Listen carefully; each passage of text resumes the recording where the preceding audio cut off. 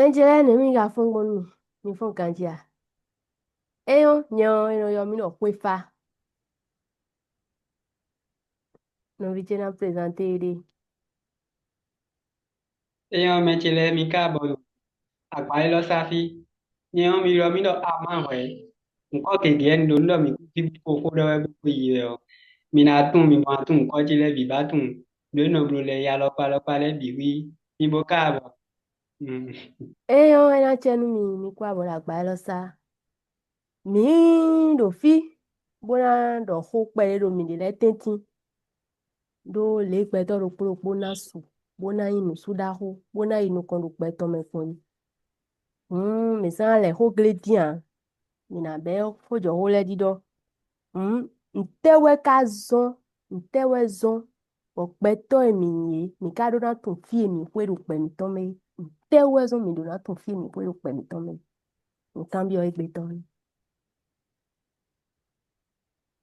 Eyan mechele nẹlẹfọdọ mi káàbọ̀ lóko mọnyẹ ọfọn pété ọ esi tírélé dé à parce mi tso èpè mi tán tó mi káàbọ̀ nú mi nà tó tírélé tán nùwẹ̀ ní mọ́ fẹ́ olú mi pẹ́ de donc parce que alors français pé si mo ní ní ẹdí lẹ ẹ nánú abiọ ntí mẹ mo de lẹ tí pa français pé tán bọ̀ ńlọ nànú tẹ́ pọ́ máa nọ tí mẹ́ de mi hàn mi àkọ́kọ́ nìkan yìí parce que mo lọ mi mẹ́ de bùsọ̀ yìí mais bon français pé si mo de lẹ sọ́kùn mi dà mẹ́m nyàkó mi tán lẹ́dọ̀ pé bí ọ mẹ́m bí ẹ̀ lọ́ kè mọ́ lọ ta kàbí Edo mo. ní voilà.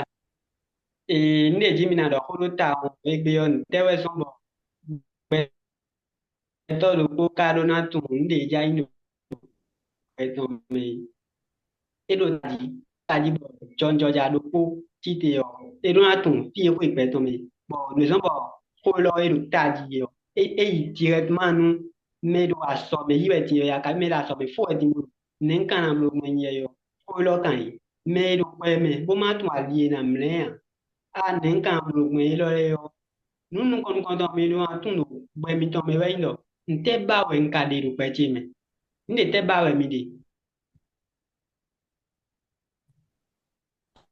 parce que mi ma tun n de ba wɛ mi do a yi wɛ e na na mi n de ba wɛ yɛ de e yo lɛ n'o tɛ français gbɛmɔ dɔ la nature a horreur du vide lɔdze que mi ma tun n de ba wɛ mi de wa mi ka mɔ noko bon ce qui est sûr e na yi nu ba mi de ya parce que ɛdɔ kpɔdu wa tun fi ekue mia tia yi wọn kàn bí ọmọ ìdí rọ ntẹ báwẹ nǹka rẹ lùpẹ tì mẹ ntẹ wẹ nǹka tó na yín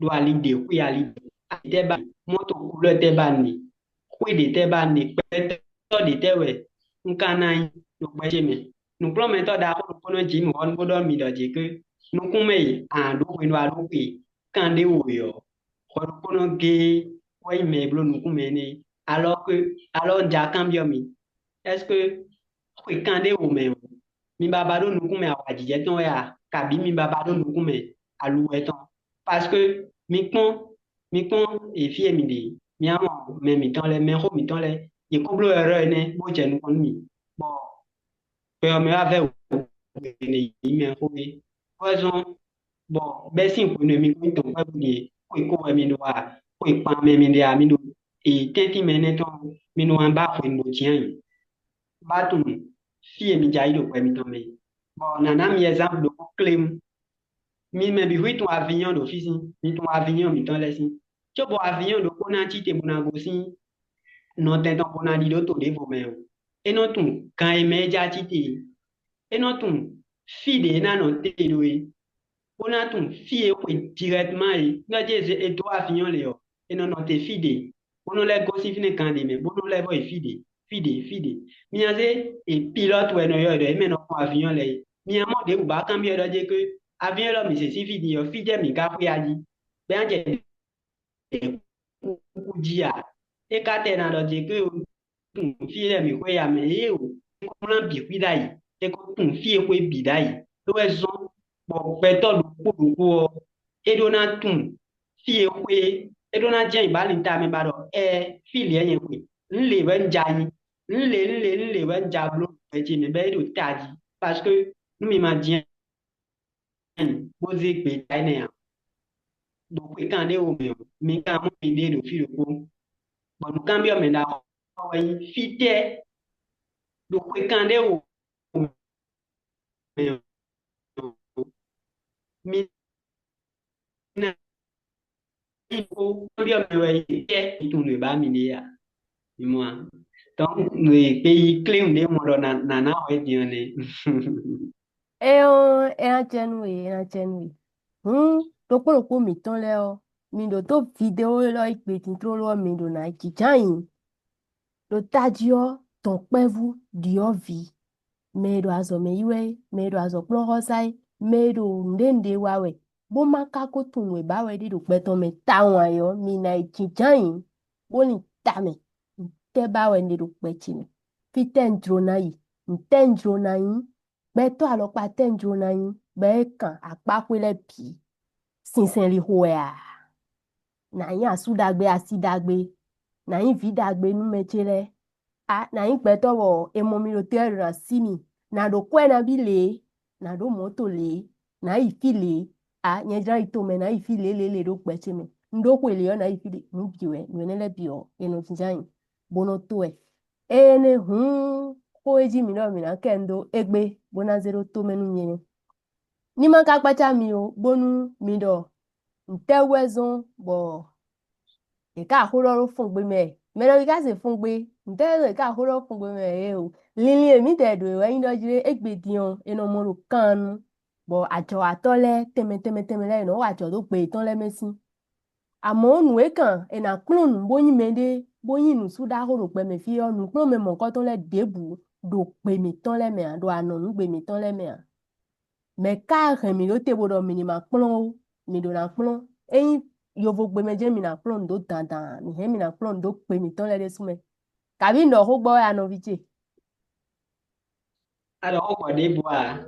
Bon, alors, nous t'a dit de côté, bon, on a les fossés comme nous. Et, les béton, on a dit que mélodie de Tommy, elle est passée, non. Nous,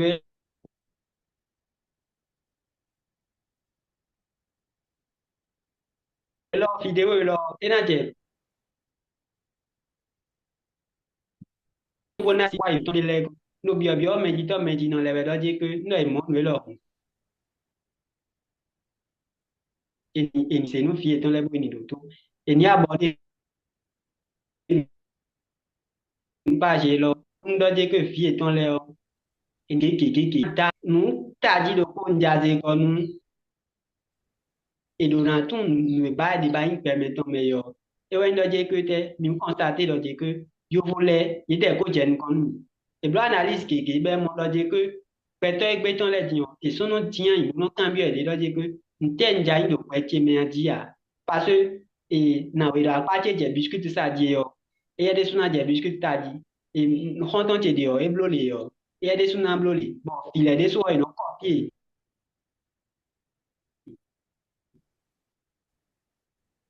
Et, mais des signes ou alors oui. Est-ce que acadien il faut camper on dire que puis plus ouais mais dans ça dire avant qu'on débat de mitian pour calmer ay xam ton pour camper on dire dire que nous était ba ben débat nous quoi tu bon holo bona se connaît ben dire que jolo minton et ouais jolo ma ton mi ma supporter inde buka mi ma blochoa et même mi de ton de soir et pour dire que jolo ma ton kilomita wa jumpa to mbiane me nya ko zifia donc na ze ko tesa do fine Ekana chenu chulo mi ton wa yin chulo ma autant. Mi bo abonné mi de nou chaîne lo, bo zin cloche de notification bo nou vidéo de vo atro lo, mi na no mo. si ko abonné Mi si donne abonné. do cliquer Cliquez. cliquer na Na termi chenu mi, merci beaucoup. Mi bo do ni ihole bo nou.